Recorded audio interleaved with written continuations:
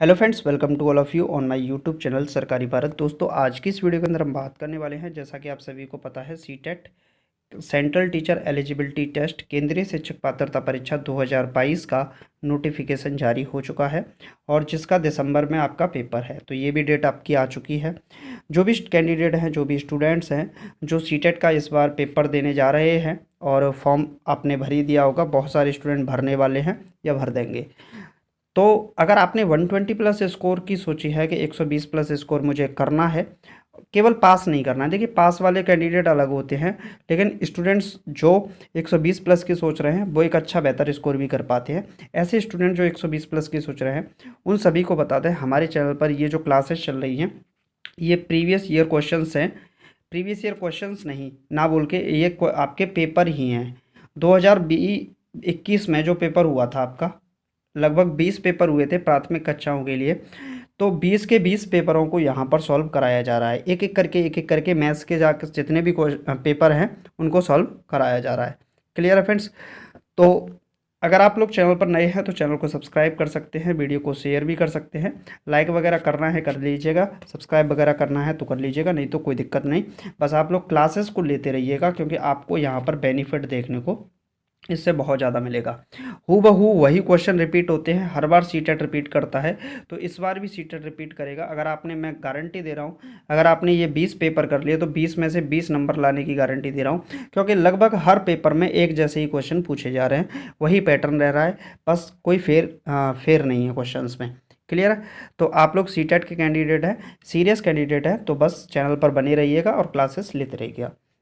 तो चलिए स्टार्ट करते हैं आज की इस वीडियो को। पेपर है ये आपका, और इस देखिए करेक्ट मार्क्स, रॉन्ग मार्क्स, ये सब कुछ लिखा हुआ है, तो यहाँ पर आप समझ सकते हैं ये पेपर ही है आपका। एक भाग के प्रश्न में, प्रश्न है, एक भाग के प्रश्न में भागफल भाजक का 4 गुना है, शेषफल भाजक का 1/4 है, यदि शेषफल 8 है तो भाज्य क्या होगा। देखिए, सबसे पहले आप समझिए, रिमाइंडर दे रखा है आपको 8 है, शेषफल कितना है 8। उल्टा पढ़िए, शेषफल भाजक का 1/4 है, तो इसका मतलब जो भाजक है वो क्या है, शेषफल भाजक का 1/4 है। यानी कि अगर 8 चौके 32 कर दें तो शेषफल 1/4 रह जाएगा। भाई 8 32 का 1/4 रह गया। आगे बोल रहा है भागफल भाजक का 4 गुना है, तो जो भागफल है वो 4 गुना है। भागफल भाजक का 4 गुना है, तो इसका 4 गुना कितना हो जाएगा, 4 गुणे 32, तो ये कितना हो जाएगा 8, और 8 4 दूनी 8, 4 तिया 12, 128 हो जाएगा। अब आपसे पूछा है तो भाज्य क्या होगा। भाज्य बराबर फॉर्मूला क्या होता है, भाज्य बराबर होता है भाजक 32 गुणा भागफल 128 प्लस शेषफल 8।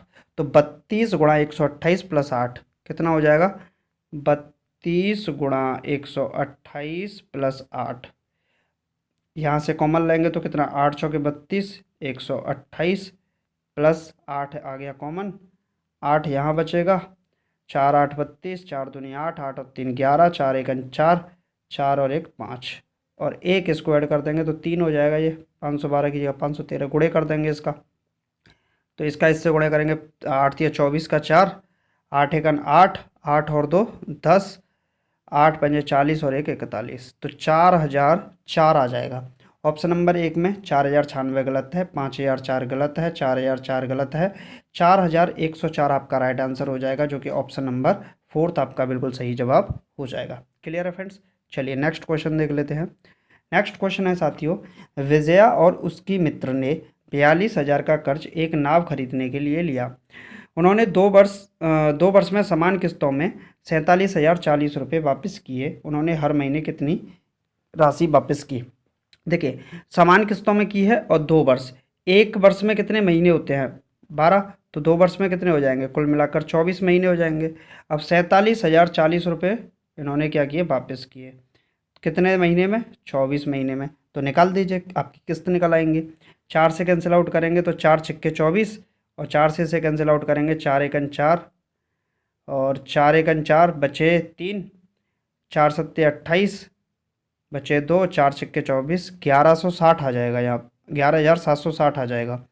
अब यहाँ इसे 2 से कैंसिल आउट करते हैं, तो नीचे वाला तो 3 बचेगा, 2 तिया 6, और ये बचेगा 2 पंजे 10, बचेगा एक, दो अट्ठे 16, दो अट्ठे 16 और ये जीरो, 3 से कैंसिल आउट करते हैं।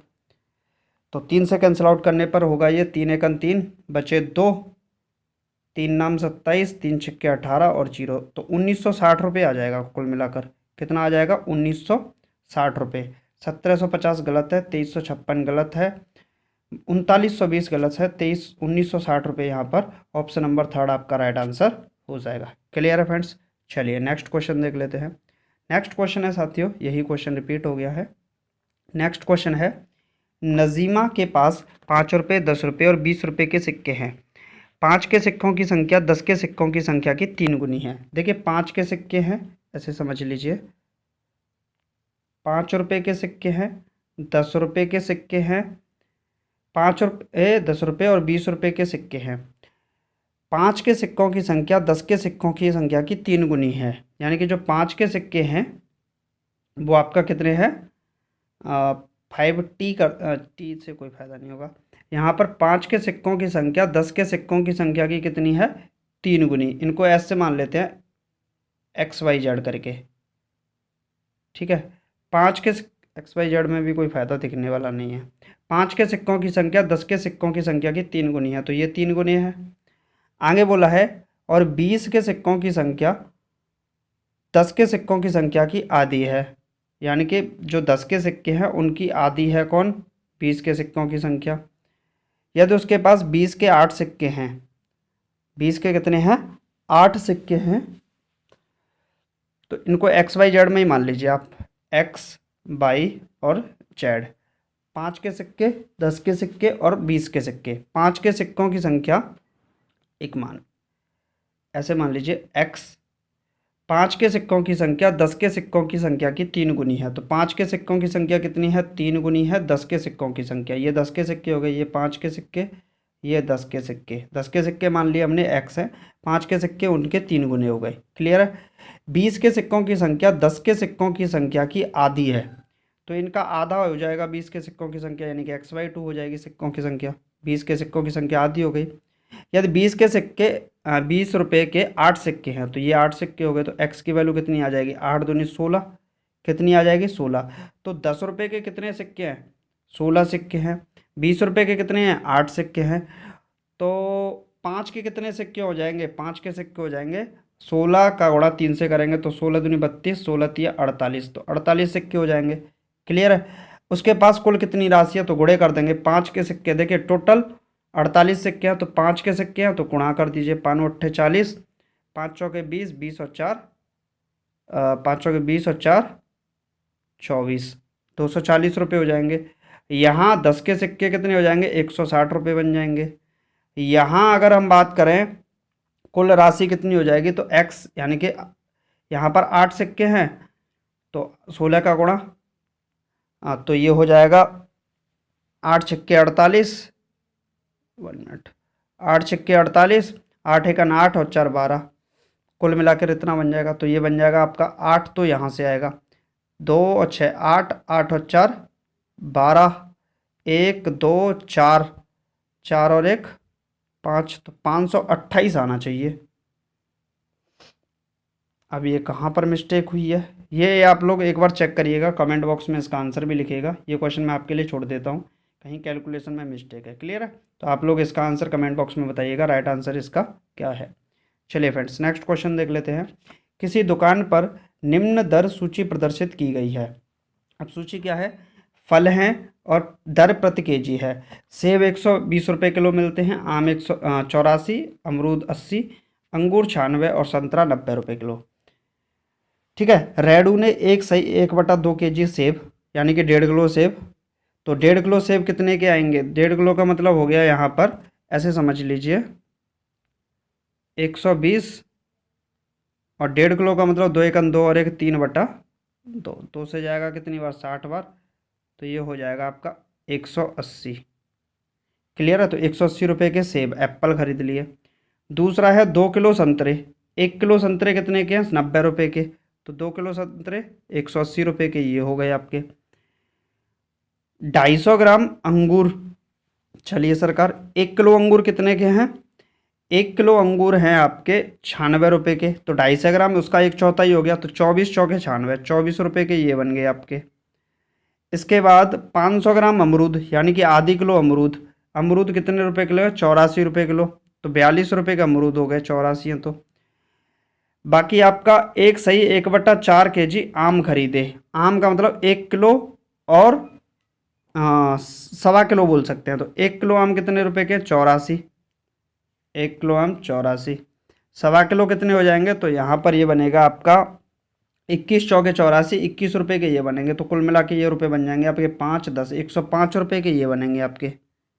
क्लियर है? अब टोटल अमाउंट कितना हो गया ये आपको ऐड करना है, तो 5 और 2 7, 7 और 4 11, 11 का 1। क्लियर है?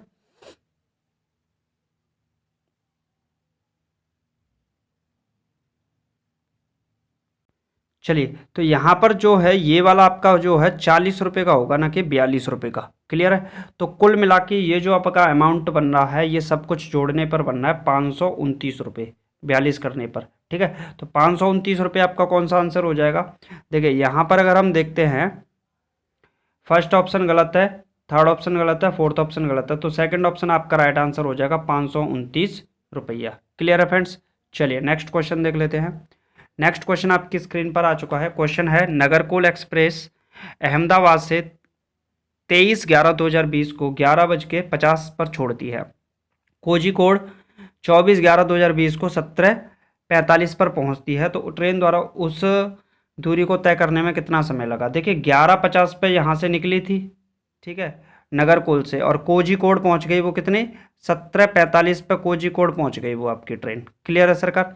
अब उसने कितना टाइम लिया? देखिए 11:50 से 11:50 12 घंटे तो ये लिए आपने कंप्लीट। अब 11:50 से 11:50 24 घंटे तो ये कंप्लीट लिए, क्योंकि वो सुबह के 11:50 हैं, शाम को 11:50, फिर दिन के 11:50।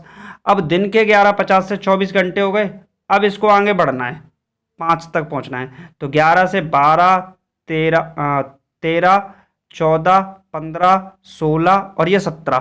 क्लियर है? 50 पे जा रही है, तो ये हो गए 17:50 हो गए, 5 मिनट बाद में कम कर लेंगे, तो 24 और 1 25 26 27 28 29 और ये 30। कितने हो गए? 30 घंटे हो गए।